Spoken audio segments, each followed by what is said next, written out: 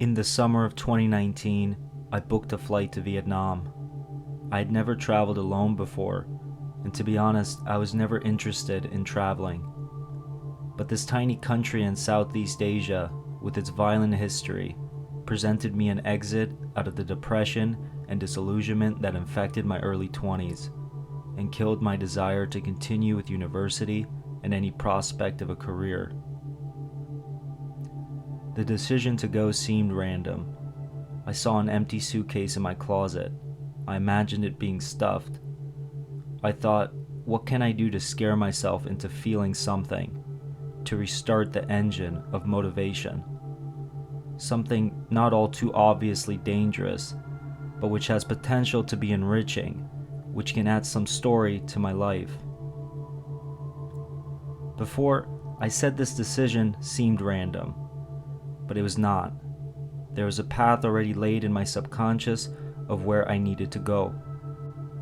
But first, I needed a light source. I know now in hindsight that my body craved to experience various and intense emotions, which had been starved from the malnourishment of a sterile, modern life. The very senses I used to feel and understand the world through some darker and ancient mechanism willed to be plucked like strings and be so exhausted in their frenzy as to be extinguished. A kind of internal execution of a version of myself I deeply did not want to be. So I went to Vietnam for a month. It was an incredible, unreal experience. The Vietnamese were the friendliest, most welcoming people I had ever met. The country was a variable beauty. But this video is not about travel or some motivational transformation. It's about knowledge and the higher perspective knowledge affords. This knowledge and my travels inspired my first novel, The Perspectives, which is divided into 3 parts that signify the meaning of the tattoo I got during my 7-month trip in Thailand, 3 years after Vietnam. From what looks so simple and even amateur, rests on layers and layers of philosophical and religious complexity. While packing for my trip to Vietnam, I thought it appropriate to bring a book on its major religion. Buddhism had fascinated me for a long time. I didn't care for any spiritual aspect, but I wanted insight from what it could say about human psychology, since I do consider religions to be products of the clashing of a consciousness with a world that is initially nonsensical, ugly, and intolerable to it. The book was an introductory text to a school of Buddhist thought called Mahayana, a Sanskrit word meaning great vehicle. Mahayana teaches that enlightenment can be attained in one lifetime. Unlike the most popular school of Buddhism, Theravada, Mahayana emphasizes rituals and practices and the idea of total emptiness in all things. For me, emptiness was a word that had gravity. I had been feeling its immeasurable contours throughout my entire life, and it pulled me deeper inside the book. Soon I discovered the Mahayana stages of enlightenment. The first stage is the pursuit of enlightenment. You may at first feel that you have become a stranger to yourself. There is a fragile center in what you before called a foundation. Its collapse is world-ending. The bottom is endless. The desperate and horrible thought has come that perhaps the whole of human life is but a bad job, a violent and ill-fated abortion of the primal mother, a savage and dismal catastrophe of nature. With no sign of light, you feel through the darkness, hoping to touch something solid once again. Then, a spark. In the black horizon, a northern star. It may have been from a conversation, a glance at a symbol charged with meaning, a book you read but forgotten and now remembered. Whatever it be, it comes to you as revelation, and you pursue the end to darkness accordingly. In the traditional path, you'd live as an ascetic, devote yourself to a monastic order, and follow the rituals and practices of the Buddha. Through the trials and errors of pursuit, years of meditation and prayer, you finally reach that northern star, hope confronts you and becomes reality. But hope lives within a latitude. The closer you get, the more you learn that the truth never neatly overlaps onto what is actual. How many have seen the end of their hope only to see the death of their goals? That star that had guided you is really a fire, and with every fire, there's a quenching. The second stage is emptiness. That is, the emptiness inherent in the pursuit. In the book, a word the author used to describe this stage was disillusionment. You may consider the word to be synonymous with delusion, but it is best paired with disappointment. The base illusion, with the negative prefix dis, denotes the dispelling of an illusion. If the semantics inheres the psychology, then the word signifies the necessary precondition, an illusion, needed to allow a state best described by the word's antonym, contentment. Now, a new, more painful, blacker, more refined darkness. As a being alive and able, you don't crawl into a corner and die in that dark.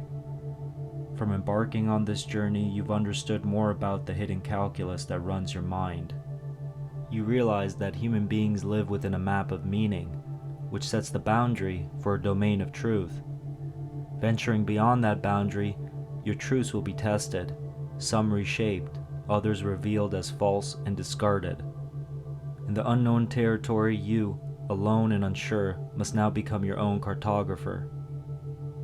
Now enters the third and last stage, the reconciliation of emptiness. For the Mahayana school, these stages and their total completion is enlightenment. While reading the book, I remembered what these stages represented. I was aware of the German philosophers and knew of the concept of a dialectic, the parts of a thesis, antithesis, and synthesis. The dialectic is an ancient term, originating in Greek philosophy. At first, it was a type of debate where opposing parties reached an accepted truth by reconciling the contradictions of their logic. One party presents a proposition with accompanying reasons, and another party counters it with their own set of reasons, and then both propositions are combined to form a conclusion that includes elements of each. Centuries later, in continental philosophy, the dialectic would be taken out of debates and planted into epistemology, the study of knowledge. Hegel, for example, formed a dialectic out of history. He thought of history as the slow progression of consciousness becoming free. Consciousness for Hegel was conditioned by the ideologies engendered in social and political institutions, or what he called the master and slave dichotomy. History would end through instilling liberal democracy, and therefore consciousness would become free and perfected.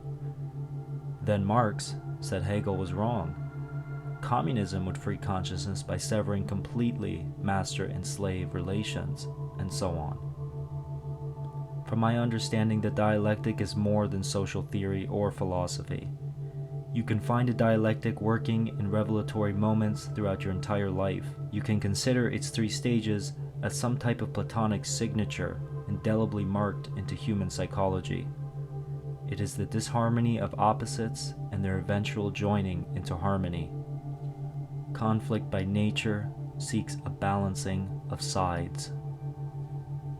In the innocence of our childhood, we are wrapped in the wonder of the world.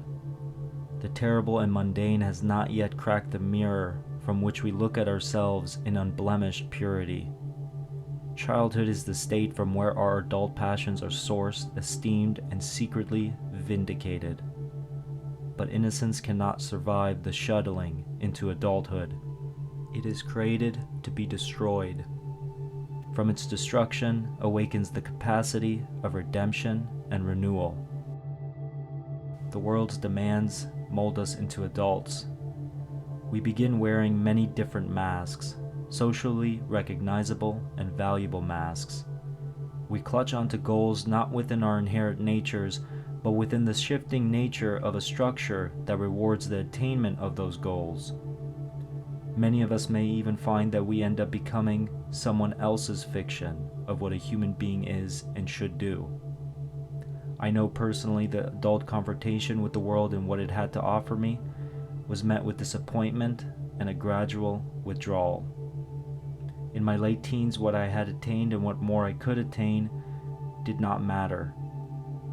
This is the time I began reading the existential philosophers as a way to feel a communion with people and ideas I believed to be within my domain of truth.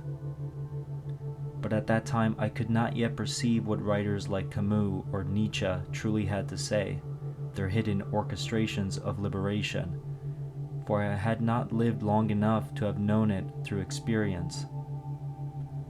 Man stands face to face with the irrational. He feels within him his longing for happiness and for reason. The absurd is born of this confrontation between the human need and the unreasonable silence of the world. From these writers, I learned that in my late teens, I had crawled into a new earth of emptiness and alienation and apathy. There was no view into the future. The past imprinted no longing, and the present was meaningless.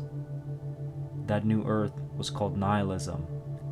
It wheels through cold space with the burden of billions. This is where the three stages ceases its movement. This is why I got my tattoo. Now I have a reminder that I can build on where there is nothing.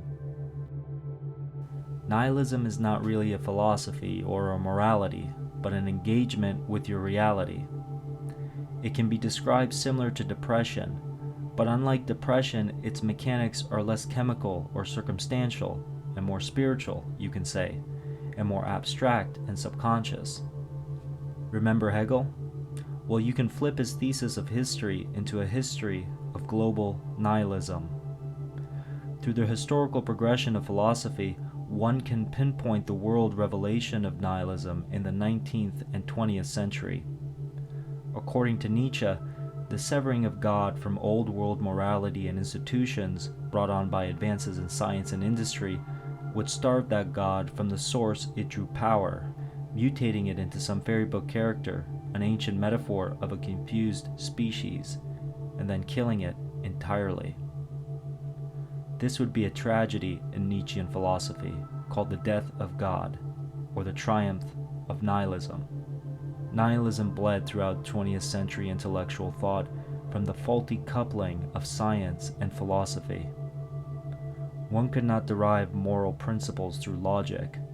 The values of culture were relative. Our senses deceive us and obscure any pursuit of scientific truth, which is itself a wordplay crafted by the political and economical mechanics of power. Everything became unstable, and we are still facing that instability. The devastation of 2 world wars and the restructuring of societies to some utopian ideal led to a massive wasting of life and a permanent scarring to global consciousness. The century's goals had been set by what was thought by each party to be good and noble intentions, erected on a model of what was believed to be true and just, their own particular maps set with domains of truth. Yet those maps were charted in the physics of incurable human error. If one studied thoroughly the 20th century, you'd see the hallmark feature of what makes human beings so dangerous, so easily adaptable to become enemies of themselves and others. It's the fact we act always on good intentions. Each one of us never wants to be bad or evil. In our source, we want to be on the side of the good. It's stupid and inhuman to will evil, and anyone that does is suffering some ill perversion. Every act and decision is always cast in the light of the good. Therefore, we essentially live and find our thriving within esteemed ideals. Ideals can be shattered and re-erected to what is most true and good and vital only if we have the courage to venture beyond them.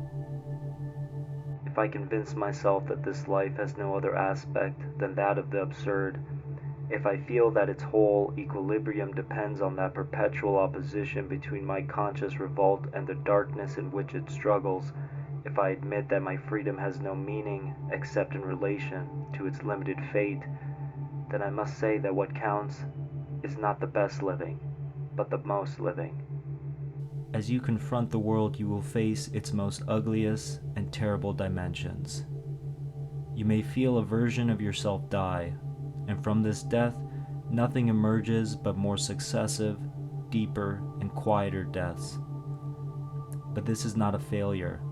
This is a conscious being tinkering itself to a reality not made to serve it. You have only been evolved to survive a specific context of this reality.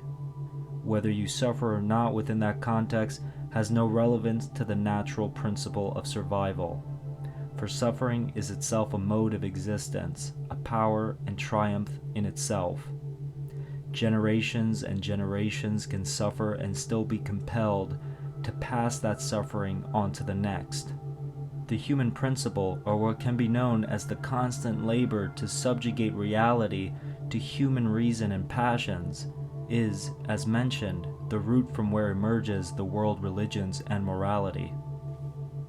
The human principle seeks to thrive and feel itself empowered in reality, and we can only rightfully do so through the transcendent understanding of our eternal condition, something that the Buddhist religions teach and practice. It happens first through the naive acting and pursuing within the world, then the gradual disillusionment and shouldering of the heaviest truth, a massive downswing into an abyss, and the eventual reconciliation, a catapult into the light that strengthens the drive to live better and truer and freer from a dark consciousness of error. The journey is universal. You chase things that you believe will bring happiness. Once attained, you realize they don't. But now you're primed to refocus to a higher perspective. I draw from the absurd three consequences: my revolt, my liberty, my passion.